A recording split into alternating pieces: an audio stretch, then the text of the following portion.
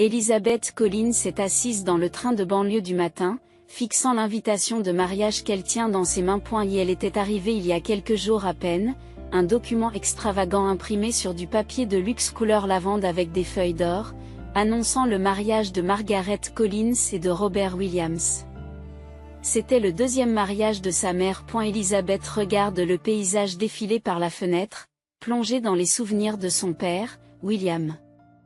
Il y a un an, il était décédé subitement d'une crise cardiaque, et la seule personne qui la comprenait vraiment avait disparu de sa vie. Son père était un homme d'affaires prospère qui dirigeait une société immobilière, mais à la maison, il était toujours doux, montrant un amour inconditionnel, en particulier à Elizabeth. Les mots de son père résonnaient dans ses oreilles: « Elizabeth, tu as toujours été mon enfant spécial. » William, dont le bureau se trouvait à l'étage supérieur d'un immeuble de bureaux, y emmenait parfois Elizabeth et, en montrant le paysage urbain visible par la fenêtre, lui disait: « Un jour, tout cela sera à toi. » À l'époque, Elizabeth ne comprenait pas très bien ce qu'il voulait dire, mais elle savait que seul son père reconnaissait sa vraie valeur. Et la prochaine station est Union Square. L'annonce du train ramène Elizabeth à la réalité. Elle prend un petit miroir dans son sac et vérifie son apparence. Il y avait toujours une trace de solitude au fond de ses yeux. Elizabeth travaillait comme chef de projet dans une société informatique où elle était très appréciée. Elle supervisait des projets de développement de systèmes complexes et avait gagné la confiance des clients. Mais au sein de sa famille, elle a toujours été la fille qui ne répondait pas aux attentes. Ses relations avec sa mère Margaret étaient particulièrement froides. Margaret était une figure bien connue des cercles sociaux, l'incarnation même du perfectionnisme. Toujours habillée à la dernière mode. Son comportement était empreint du raffinement caractéristique de la classe supérieure. Mais contrairement à son apparence glamour, son attitude à l'égard d'Elizabeth était tout simplement insensible. Tu me déçois toujours. Pourquoi ne peux-tu pas ressembler davantage à Vanessa? Tu dois t'améliorer, Elizabeth. Dans la mémoire d'Elizabeth, les critiques de sa mère se succèdent, puis s'estompent. Sa jeune sœur Vanessa, en revanche, était la préférée de Margaret. Vanessa avait un physique de mannequin et une personnalité attachante, et elle excellait dans ses études à l'université. Toujours au centre de l'attention, lorsqu'Elizabeth était critiquée par leur mère, Vanessa lui donnait subtilement raison et ajoutait même parfois des remarques blessantes avec une pointe de sarcasme. Grande sœur, tu es vraiment maladroite. Je n'arrive pas à croire que tu n'arrives même pas à faire ça correctement. Même moi, je trouve que tes vêtements sont trop mièvres. Frangine. Si tu faisais plus d'efforts, maman te reconnaîtrait sûrement. Le train entre en gare. Elizabeth respire profondément et se lève. Pendant un instant, son reflet dans la vitre sembla se superposer à l'image de son père. Juste avant sa mort, William ne s'était confié qu'à Elizabeth. Et elle lui avait parlé de la liaison de Margaret et d'un testament secret. J'ai longtemps fermé les yeux sur la façon dont ta mère et ta sœur te traitaient. Pardonne-moi, Elizabeth. Mais cette fois, je te protégerai. Ceci est mon dernier cadeau pour toi. Sur ces mots, il remet à Elizabeth une copie du testament qu'il avait confié à son avocat. Le lendemain, il s'éteignait pour toujours. Elizabeth avait soigneusement conservé ce testament. En se dirigeant vers le bureau, Elizabeth pensa au mariage de sa mère qui devait avoir lieu ce week-end. Elle éprouve des sentiments mitigés à l'idée que ce mariage ait lieu un an seulement après la mort de son père. Robert était un vieil ami de son père. Et Elizabeth avait vaguement senti qu'il y avait une relation spéciale entre lui et Margaret, même du vivant de son père. Son père le savait aussi, et l'avait probablement accepté, craignant l'effondrement de leur famille. Son smartphone vibra. C'était un message de sa mère. Je suis occupée avec les préparatifs du mariage. Tu peux venir pour la dernière partie de la cérémonie. Tu n'as pas besoin d'être sur les photos. Elizabeth soupire. L'invitation était arrivée une semaine avant le mariage. Et maintenant, ce message concernant la participation à la dernière partie de la cérémonie. Il n'y avait pas d'indication plus claire qu'elle n'était pas traitée comme un membre de la famille. Elisabeth rangea son smartphone dans son sac et poussa les portes vitrées de son bureau. Se plonger dans le travail lui permettrait au moins temporairement d'oublier sa famille. En tant que chef de projet dans une entreprise informatique, elle supervisait plusieurs équipes et négociait avec des clients importants. Sur son lieu de travail, elle était une femme confiante et compétente, apparemment différente de celle qui s'effaçait devant sa famille. Assise à son bureau, Elisabeth regarde la photo de son père. Cette fois, je serai à la hauteur de tes attentes, murmura-t-elle dans son cœur. La salle de banquet du luxueux Grand Plaza Hotel de Manhattan est envahie par le parfum des roses et les mélodies élégantes d'un piano. Et la salle, décorée de nappes d'un blanc pur et de rubans hors champagne, était parfaitement mise en scène, comme dans un film. Par les fenêtres, on apercevait la surface miroitante de l'Hudson, et la douce lumière du crépuscule éclairait doucement la pièce. Elisabeth s'arrête à l'entrée de la salle. Il est 16 heures. Conformément au message de sa mère, elle se joint à la dernière partie de la cérémonie. La cérémonie de mariage proprement dite était déjà terminée et la réception avait commencé. Elle prit une profonde inspiration et défroissa sa robe marine toute simple. Elle n'avait pas eu envie d'acheter une nouvelle robe pour cette occasion spéciale. Elle ne voulait pas attirer l'attention des autres invités aujourd'hui. Elle voulait juste assister tranquillement à la cérémonie et en finir. Puis-je avoir votre nom, s'il vous plaît, demanda poliment la réceptionniste. Elizabeth Collins. La femme parcourut la liste et fronça brièvement les sourcils. Ah, Madame Collins. Votre place est ici. On montra à Elisabeth un plan de table.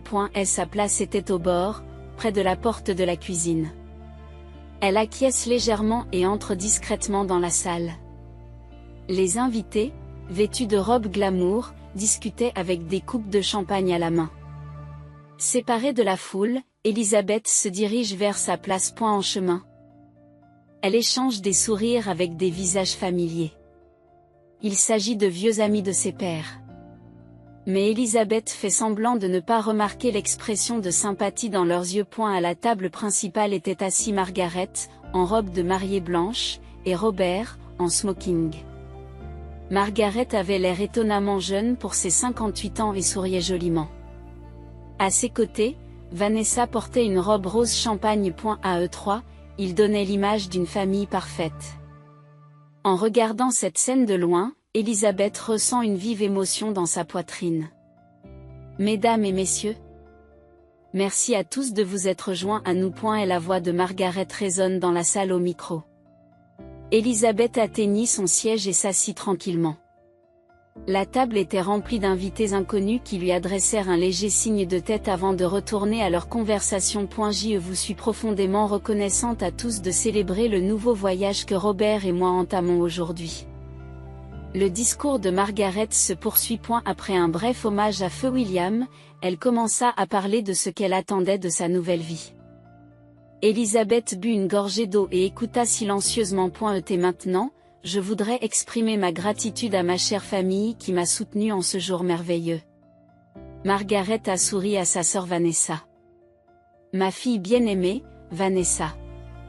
Sans toi, ce jour n'aurait pas été possible. C'est toi qui m'as présenté à Robert. C'est toi qui as veillé chaleureusement sur notre relation et qui l'as encouragé.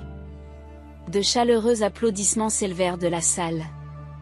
Vanessa s'est levée et a embrassé Margaret. Margaret s'est arrêtée un instant. J'ai une autre fille, n'est-ce pas? L'atmosphère de la salle a soudain changé. Elisabeth retint son souffle. C'est inutile, n'a pas d'importance, mais je suis heureuse grâce à ma brillante cadette. Dit Margaret en riant. Certains invités rirent maladroitement tandis que d'autres détournèrent le regard. Mais personne ne souleva d'objection. Elle n'aurait même pas dû être invitée, n'est-ce pas? Ajouta Vanessa en ricanant. Il y avait une pointe de sarcasme dans sa voix, mais comme pour Margaret, ce fut pris comme une plaisanterie. Elisabeth sentit quelque chose de chaud couler sur sa joue. Elle l'essuya rapidement et tenta de garder le sourire. Les personnes assises à sa table lui lancent des regards compatissants, mais détournent rapidement les yeux. Le discours de Margaret se poursuivit et déboucha sur un toast. Les coupes de champagne sont levées et les mots de félicitations fusent. Élisabeth leva machinalement son verre, mais personne n'essaya de croiser son regard. À la fin du discours, la musique reprit son cours et les invités commencèrent à profiter de leur repas et de leur conversation. Élisabeth expire profondément et retourne s'asseoir. Elle prit le Bristol placé à sa place et il eut non pas Elizabeth Collins, mais une ordure inutile. Sa main tremble. Il devait s'agir d'une plaisanterie malveillante de la part de sa mère et de sa sœur. Elle rangea rapidement le Bristol dans son sac. Mais le mal était déjà fait. Quelque chose de brûlant lui monta à la gorge. Elle but une gorgée d'eau, essayant de retrouver son calme. Et se levant du bord de la table, Élisabeth se dirigea vers les toilettes. Devant le miroir, elle se regarda le visage. Il n'y avait plus de larmes dans ses yeux. Elle avait même cessé de pleurer. Elle sortit une petite enveloppe de son sac. C'était une copie du testament de son père William. Elle le relut encore une fois et regarda l'heure. Bientôt, murmura-t-elle doucement. Comme prévu, Jonathan Fisher, l'exécuteur testamentaire, doit se présenter à cette heure précise. Elle respire à nouveau profondément et quitte les toilettes. Lorsqu'elle revint sur les lieux, les desserts étaient servis et les invités dégustaient des gâteaux sucrés et du café. Margaret et Robert faisaient le tour de chaque table, échangeant quelques mots avec les invités. Ils s'approchèrent également de la table d'Élisabeth.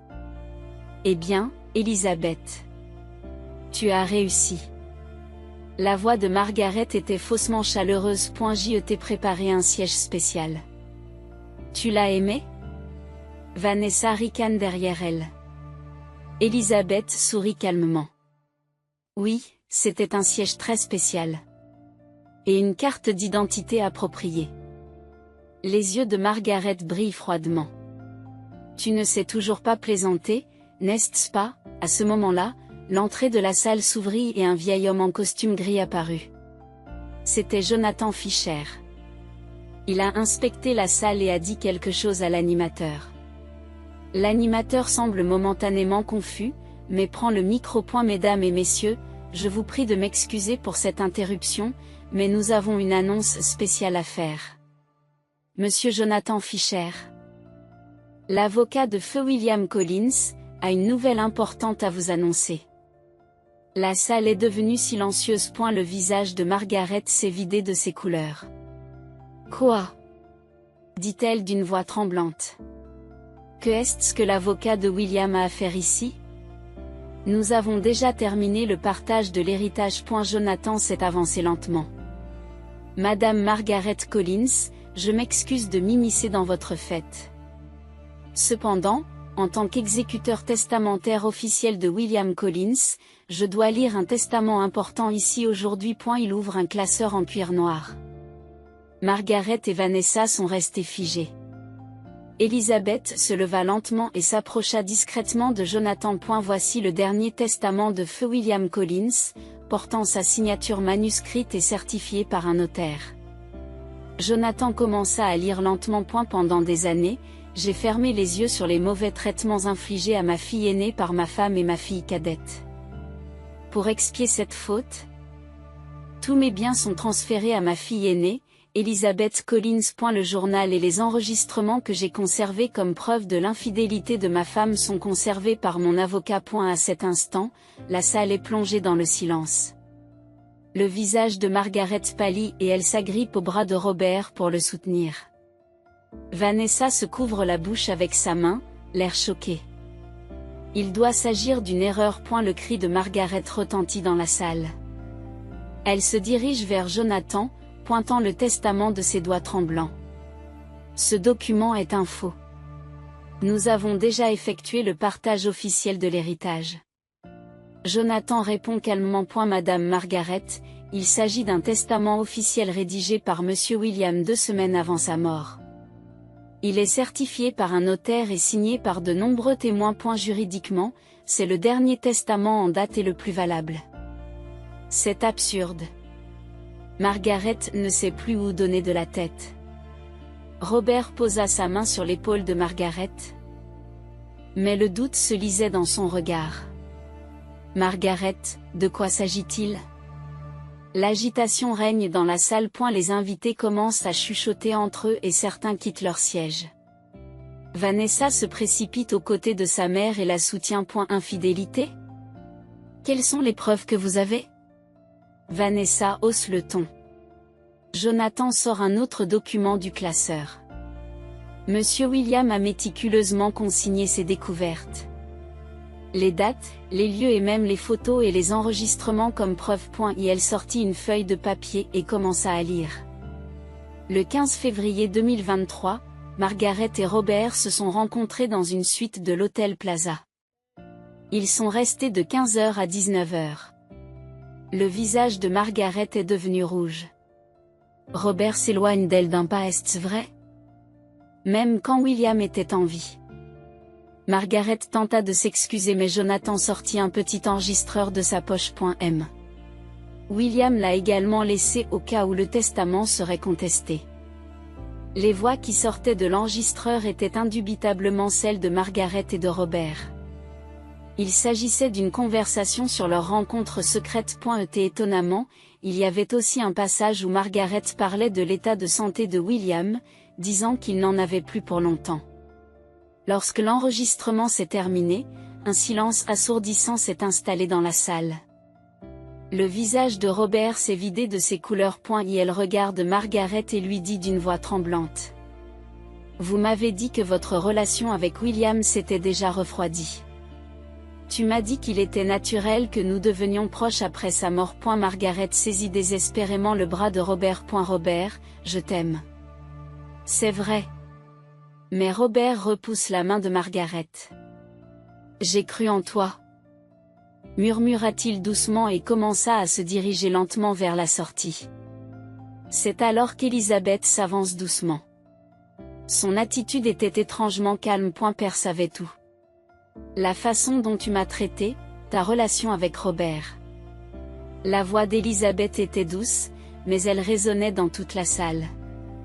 Père l'a accepté en silence, craignant l'effondrement de notre famille. Mais en fin de compte, il a choisi la vérité et la justice. Margaret fixa Elisabeth d'un regard où se mêlaient colère intense et peur. Tu as incité ton père, n'est-ce pas? Vous êtes ingrate. Cela suffit, Madame Margaret, interrompit Jonathan d'un ton sévère.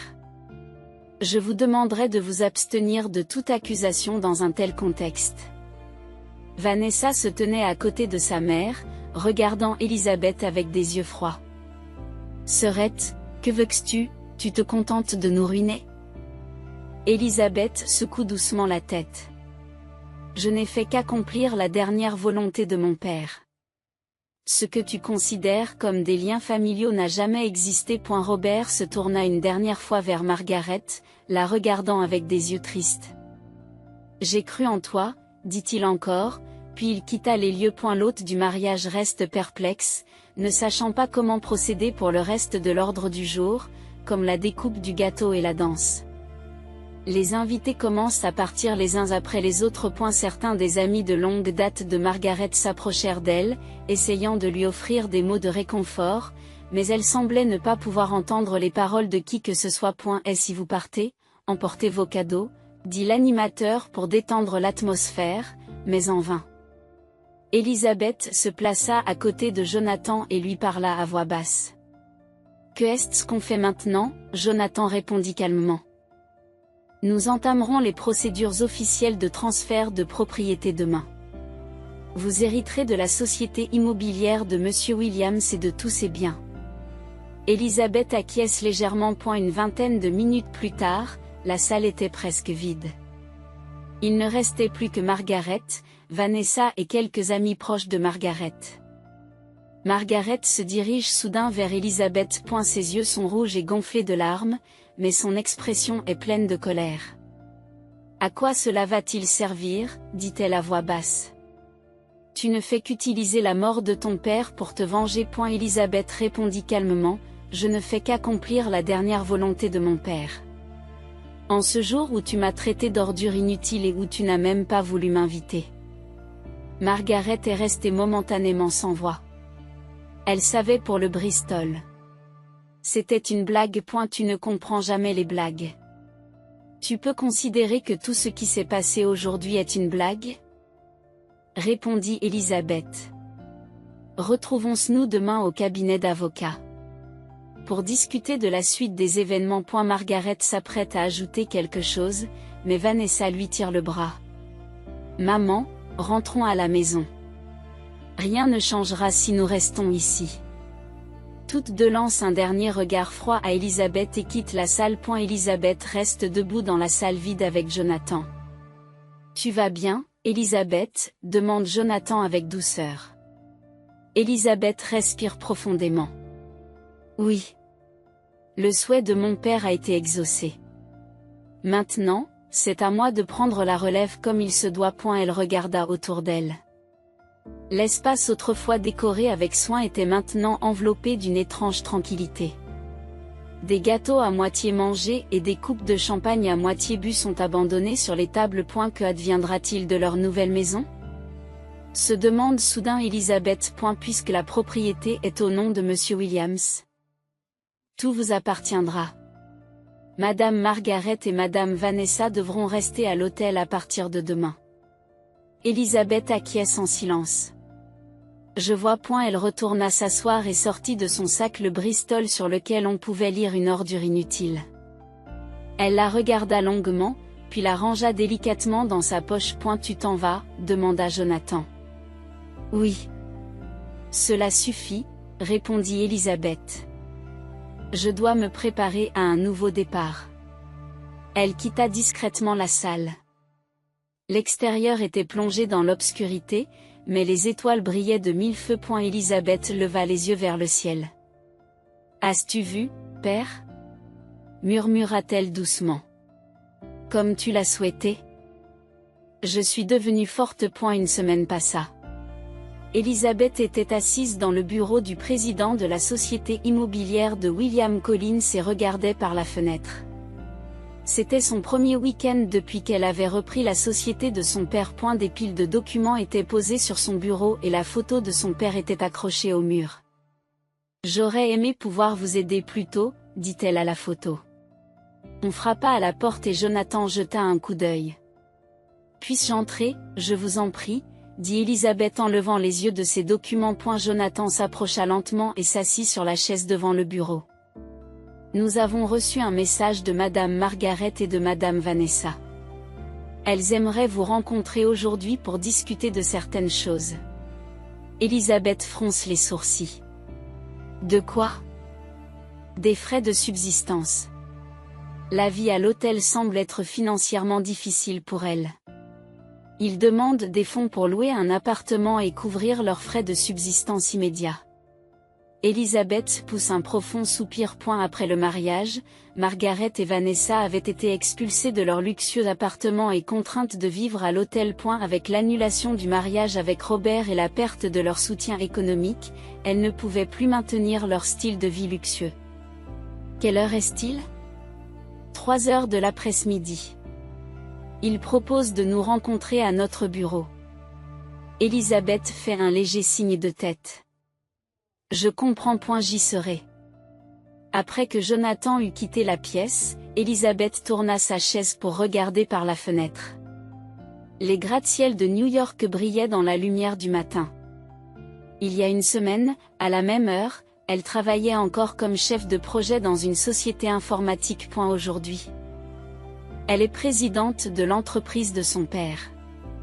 Elle n'avait jamais imaginé que sa vie pourrait changer aussi rapidement. À 15 heures, Elisabeth arrive au cabinet d'avocat de Jonathan.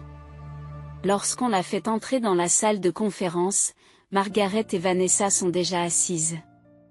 Elle n'avait plus du tout la même allure qu'il y a une semaine. Le visage de Margaret affichait une profonde fatigue et Vanessa avait perdu son éclat habituel. Toutes deux étaient habillées simplement et très peu maquillées. Elisabeth, appela Margaret d'une petite voix. Sa voix n'avait plus sa dignité d'antan.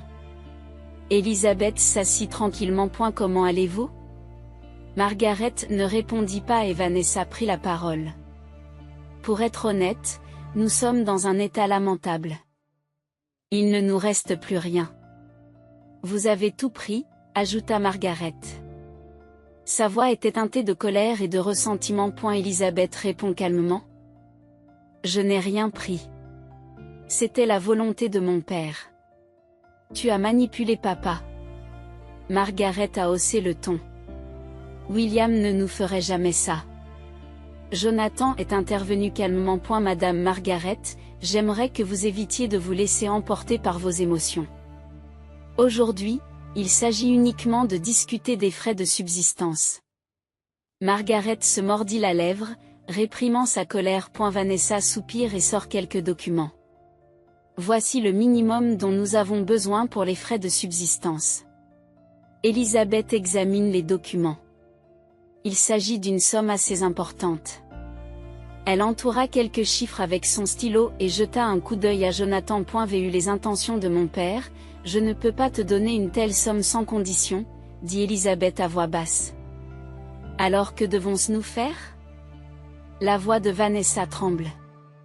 Devrions-nous devenir des sans-abri? Elisabeth secoue la tête. Ce n'est pas ce que je veux dire. Je veux juste poser quelques conditions. Des conditions? Margaret fronce les sourcils. Oui. J'ai besoin de temps pour réfléchir. Pour aujourd'hui, je vous donne la moitié de cette somme comme frais de subsistance pour un mois. Pour la suite, je vous prie de me donner un peu plus de temps. Margaret et Vanessa échangent un regard. Elles n'avaient pas le choix. Très bien, Margaret a accepté à contre-séure. Nous nous reverrons dans un mois. Une fois la réunion terminée et Margaret et Vanessa ayant quitté la pièce, Elisabeth se tourna vers Jonathan. J'aimerais voir le bureau de mon père. A-t-il déjà été touché? Non, conformément aux instructions de Monsieur Williams, il n'a pas été touché jusqu'à ce que vous puissiez le voir. J'aimerais y aller demain.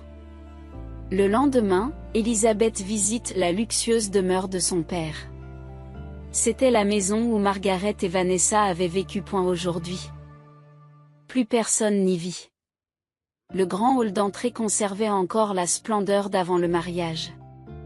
Elisabeth monta discrètement les escaliers et se dirigea vers le bureau situé au 2e étage. C'est là que son père passait le plus clair de son temps. En entrant dans la pièce, elle fut enveloppée par l'odeur familière du bois et du cuir.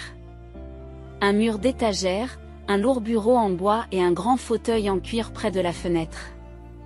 Son père s'asseyait souvent dans ce fauteuil, regardant par la fenêtre. Elle s'approcha du bureau et commença à ouvrir les tiroirs.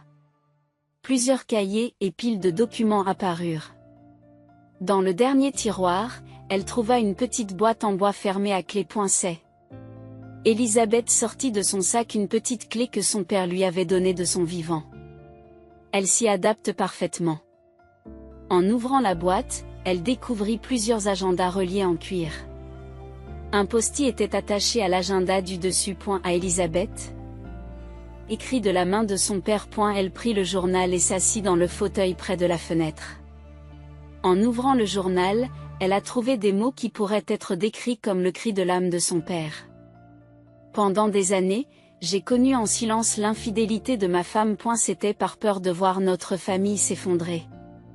Mais ce n'est qu'une excuse. Je n'avais pas le courage d'affronter directement ma femme. Et surtout, je ne pouvais pas protéger Elisabeth. À chaque page qu'elle tourne, l'angoisse et les regrets de son père se poursuivent. Les détails de l'infidélité de Margaret, la façon dont elle et Vanessa avaient traité Elisabeth, et les sentiments d'impuissance et de culpabilité de son père. Sur la dernière page, il y avait une section intitulée Message final à Margaret. Margaret, je t'aimais. Mais tu as été froide avec notre fille et tu m'as aussi trahi. Lorsque j'aurai quitté ce monde, tu épouseras probablement Robert. C'est alors que la vérité sera révélée. Elisabeth a toujours été la personne spéciale dans mon cœur. Elisabeth essuie ses larmes en refermant le journal. En regardant par la fenêtre, elle vit la douce lumière du crépuscule filtrer dans le jardin. Quelques semaines plus tard, Elizabeth avait commencé à gérer pleinement l'entreprise de son père. À eu début, les employés de longue date de William se montraient hésitants à l'égard de leur jeune présidente, mais ils furent rapidement impressionnés par sa sincérité et son esprit de décision. James, qui avait été le bras droit de son père, la soutient totalement et lui enseigne les détails de l'entreprise. William a toujours cru que tu prendrais un jour la tête de l'entreprise, dit un jour James à Elizabeth. Il disait souvent, ma fille est spéciale. Entre-temps, Margaret et Vanessa avaient loué un petit appartement et commencé une vie modeste. Margaret, en particulier, avait du mal à s'adapter au contraste saisissant avec son mode de vie autrefois luxueux. Vanessa a trouvé un emploi d'assistante dans un salon de beauté, mais Margaret n'a toujours pas trouvé de travail. Elizabeth continuait à leur envoyer des fonds de subsistance une fois par mois, mais il n'y avait pas de conversation. Un mois plus tard, le moment est venu de se revoir. Cette fois, Elizabeth les a invités dans un restaurant. Ce n'était pas un restaurant haut de gamme, mais il y régnait une atmosphère détendue. Que voulez-vous aujourd'hui ? L'attitude de Margaret était toujours aussi froide. Elizabeth a sorti le journal de son père et l'a posé sur la table. Je l'ai lu. Il contient les vrais sentiments de mon père. Margaret et Vanessa ont regardé le journal avec méfiance. J'ai pensé qu'au lieu de couper les ponts, j'aimerais continuer à apporter mon soutien, mais à certaines conditions. Des conditions ? Demande Vanessa. Reconnaître la façon dont tu m'as traité dans le passé et t'excuser sincèrement. T'ai regretté d'avoir trahi mon père. Margaret est restée sans voix. Vanessa baissa les yeux. Pour la première fois, un soupçon de remords apparut sur leur visage. Un an plus tard, un dimanche d'hiver, Elizabeth se tient devant la tombe de William Collins. Elle tenait à la main un bouquet de roses blanches. La neige s'accumulait tranquillement sur la pierre tombale, recouvrant doucement le nom de son père. « Père, cela fait un an maintenant, dit-elle doucement. Votre entreprise se porte bien. Le mois dernier, notre nouvelle expansion vers le sud a été couronnée de succès. » Elle déposa les roses devant la pierre tombale et balaya la neige. « Comme tu le souhaitais, je suis devenu fort. Sous sa direction, les biens immobiliers de William Collins n'ont cessé de croître. Les employés de son père reconnaissent son leadership et les nouvelles initiatives sont couronnées de succès. Elizabeth est désormais une figure respectée dans le secteur. Ses relations avec Margaret et Vanessa évoluent elles aussi progressivement. Les premiers mois ont été tendus, mais avec le temps, Vanessa en particulier a commencé à reconnaître ses erreurs. Margaret n'avait pas encore totalement ouvert son cœur, mais elle avait commencé à exprimer des mots de gratitude lorsqu'elle recevait leurs frais de subsistance mensuels. Les deux femmes se sont progressivement adaptées à leur modeste vie d'appartement et ont commencé à construire une nouvelle routine quotidienne. Margaret a commencé à travailler comme caissière dans un supermarché local, et Vanessa construit lentement sa carrière dans un salon de beauté. Leur vie avait radicalement changé. Mais c'était le résultat de leurs propres actions. Pour Margaret en particulier, les événements du mariage s'étaient répandus sur les médias sociaux, nuisant considérablement à sa réputation au sein de la communauté locale. Nombre de ses anciens amis avaient pris leur distance, et les invitations à des soirées luxueuses avaient cessé. Néanmoins, une fois par mois, Elizabeth dînait avec eux, établissant progressivement la conversation. Les vraies excuses et les remords ne sont pas encore complets, mais au moins en apparence, ils se rapprochent de la réconciliation. Robert a déménagé en Californie et a commencé une nouvelle vie.